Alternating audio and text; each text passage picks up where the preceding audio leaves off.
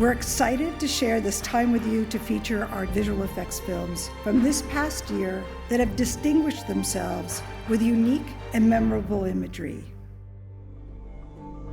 If you're not a robot, how were you made? I understand on set it was a lighter weight footprint than we're used to. And what does that mean to try to preserve Gareth's creative process while getting as much data as possible and preparing as well as possible for the post-production process to follow? So I had to accept that being a VFX department of one, that I wouldn't be able to get everything, and just to really focus on what is the most important thing for this shot. What can I not leave this location, this scene, without having captured? Whether that be grabbing the camera from Gareth once he'd done his primary performance and then shot a clean plate, or shot a HDRI, or maybe put my drones up to do photogrammetry. It's quite guerrilla. I'm not going to be able to get everything, but as an artist, what would be most important to me if I was executing this shot?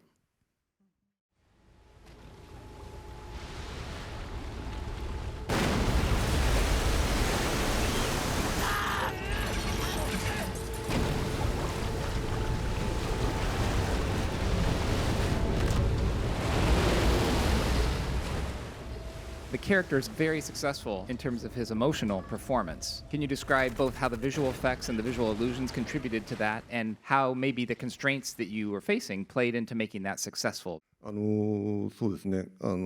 ゴジラ自体はすごく We didn't have a lot of huge movement or animation with Godzilla, but we paid more attention to the subtle nuance, like little vibrations in its hand, and even its facial performance. We didn't want it to overwhelm, but it's that subtle nuance that we had to really discover in the process. We almost lost a lot of practical sets. I had to fight for a lot of it, but every time we overcame it with power of VFX. Yeah.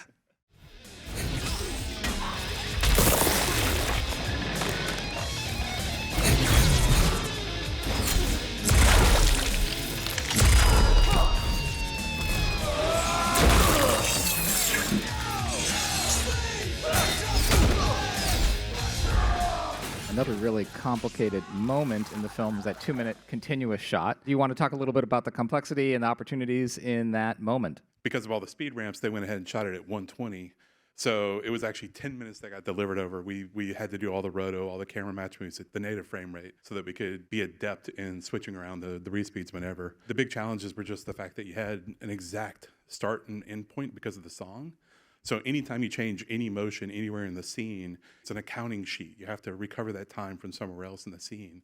We used a lot of digidoubles. We tried to keep as much of the play as we could. The bottom half of the person's digital. Other times, the entire character's digital. The guards even had to have digidoubles so that we could do handoffs, because the complexity of the stunts meant that they would shoot half the stunt one way, and on the next shot, they would shoot the other half the stunt, and then we had to stitch the two together.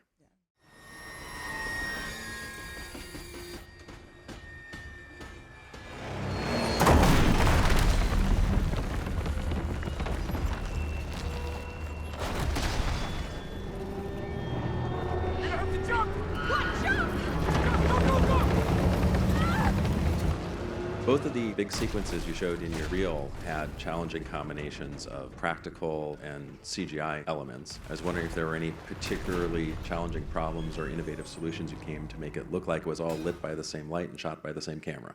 I think if you look at the train sequence, that was kind of shot across such a sort of a broad amount of time and in such a sort of broad different set of locations. The way we ended up solving it was effectively just augmenting what was there. First of all, the North Yorkshire location was kind of specially picked because it looked similar to Norway, but it wasn't quite the same. So that meant creating CG environments that we'd harvested while we were in Norway, shooting in Norway, and sort of imposing those on the terrain that was available to us.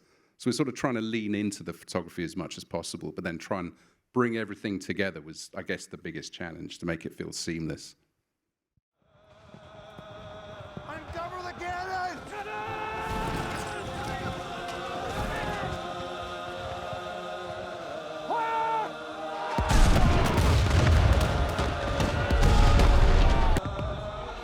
These epic battle sequences were a combination of very ambitious principal photography and also very ambitious visual effects. How did the visual effects department work with the production to decide what would be done practically and what would be filled in with CGI and other techniques? We spent quite a lot of time trying to figure out exactly the right number that we could get really good stuff on camera with the real faces, but he could also shoot by 9 o'clock in the morning and not be waiting for thousands of extras to go through makeup. So it was kind of a balance. And then the idea was to really allow him to shoot, have a methodology of his shooting as if that was the case, because he liked to run a whole sequence, a whole battle event, rehearse it, and then put his 14 cameras in there and then run it as long as possible. It was like, we want to shoot it live, and then what needs filling in, VFX going to sort it out at the end. We did some new techniques with the firing of the cannons, because we didn't want anybody in front of a black powder firing cannons, so we come up with this idea of talcum powder and compressed air, and it actually really worked well. We wanted to get the stunt people really into the explosions, so we designed these air cannons that went in the ground, and they could literally stand on the top of them, and we could let them off. Once he saw it, he just wanted to use them everywhere. We all congratulate the entire crews working worldwide. You have all created amazing and inspiring work that advances our craft.